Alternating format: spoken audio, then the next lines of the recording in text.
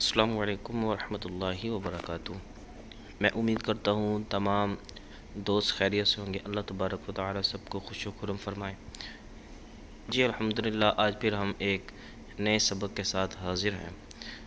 الحمدللہ ہمارے مدنی قاعدے کے 9 سبق جو ہیں وہ مکمل ہو چکے ہیں۔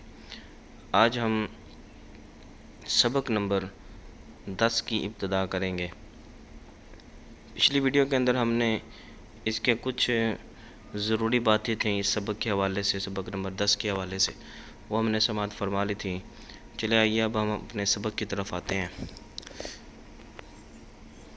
قاف الف زبر قا، لام زبر لا، قال، صاد زیر صی، را الف زبر را، سرا، طا زبر طا، صراط، ہا کھڑا زبر ہا، زال الف زبر زا، ہا زا۔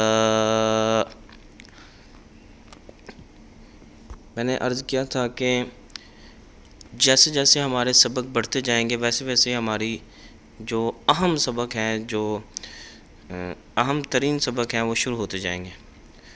تو یہ عرض کرنی تھی کہ اب اس جو سبق ہے اس کے اندر حروف مستعلیہ کے آواز کا خیال رکھا جائے گا، اور جو حروف مدہ ہیں اس کا خیال رکھا جائے گا۔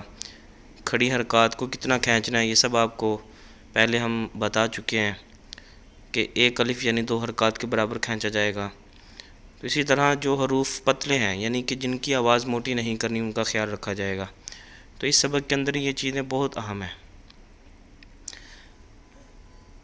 نیکسٹ ورڈ ہے ذال کھڑا زبر زا، لام زیر لی، ذالی، کاف زبر کا، ذالکا، کاف الف زبر کا، نون واو پیش نو، کانو۔ یہ جو لفظ ہے اس کے اندر کانو کے آخر میں الف ہے، تو الف جو ہے یہ اس کے ہجے نہیں کیے جاتے، یہ صرف لکھنے میں آتا ہے، کانو۔ قاف الف زبر قا، لام واو پیش لو، قالو، لام زبر لا، ہا الٹا پیش ہو، لہو، سین واو زبر سو۔ اب یہاں پر حروف لین ہے، اس کو کھینچیں گے نہیں، سو، فا زبر فا، سوف، قاف واو زبر قو، لام 2 پیش لن، قولن، فا یا زیر فی، ہا زیر ہی، فی۔ اب یہاں پر حروف مدہ تھا ظاہر ہے، اس کو کھینچیں گے 1 الف یعنی 2 حرکات کے برابر۔ آگے جو لفظ ہے اس کے اندر 2 مرتبہ ایک واو مدہ ہے اور دوسرا یا مدہ ہے، ان دونوں کو کھینچیں گے،